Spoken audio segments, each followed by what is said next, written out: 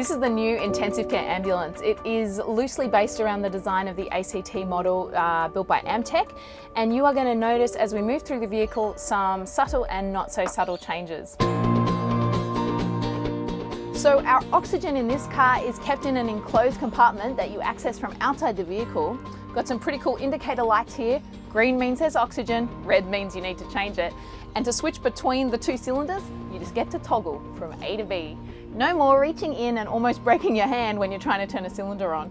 This is where we access our exterior lights on the vehicle. We also have access to the suction unit from here and turning on and off our extractor fan.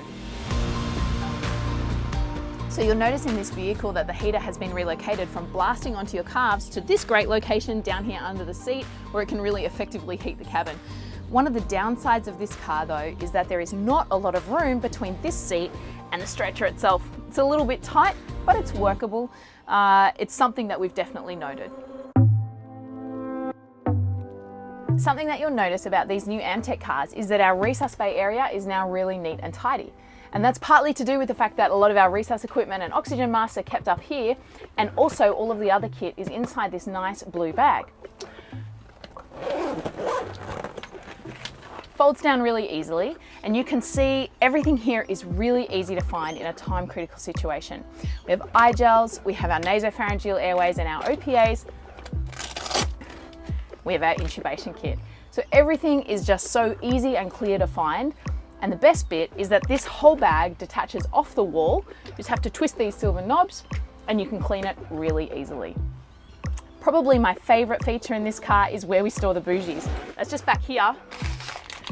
And you can see they're going to fit in this nice long thin storage compartment, so they're not going to get bent out of shape. They're easy to reach for and grab when you need them. These new Amtech ambulances come with some really cool new equipment. The McGrath video laryngoscope is going to be stored right here on top of our normal intubation kit. Our life pack looks much the same, but you'll notice that it's now fully parametered with blood pressure, SATs and tidal CO2. And our EasyIO is stored in a blue soft pack in our medication bag. In order to fit that, we've taken out your manual blood pressure cuff and the SATs probe because we've got all of that in our life pack 15 now. Behind this webbing here, we've got the Nige extrication device, body bags, etc.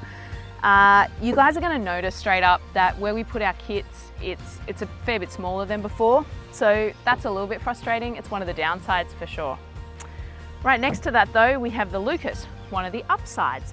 And that is stored in here. It's a really easy release system.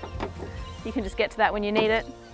Inside this cabinet, the D-size oxygen cylinders, and last but not least is the C-size over here. Just swings out like that, nice and easy. So from the rear of the car, we can see a couple more of the new features. We've got the stretcher bridge that you'll note, the wings on the side of the Striker stretcher, and a slightly wider mattress. Here, everybody's favorite lifting device, the ELK, and the second part is stored in this side part here. Believe it or not, the Agila syringe pump is going to fit inside this blue soft cell alongside the MRD. And last but not least, the stair track descender is on top of the carry chair itself, which just slips in and out here very easily. Feels like there's a bit more space back here. I think it's probably because we don't have an overhead compartment anymore. One of the things you'll notice straight up is this bracket on the crash table here. That is for securing the life pack. There'll be one here and there's going to be one on the stretcher bridge back there. You may think, why would I want to put the life pack anywhere closer to me? Well, remember that it's now got a blood pressure cuff and a SATs probe and tidal CO2, which will all be attached to your patient, who hopefully is here. There's also this fancy little cabinet which you can store your S8s inside. It's a key lock and you can just put one of those on each of the driver's keys. Up here is a little radio.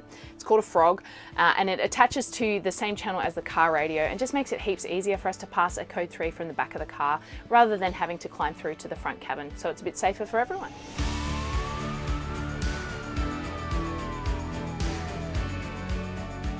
There is one last thing to tell you about, and it's on the top of the front light bar of this ambulance.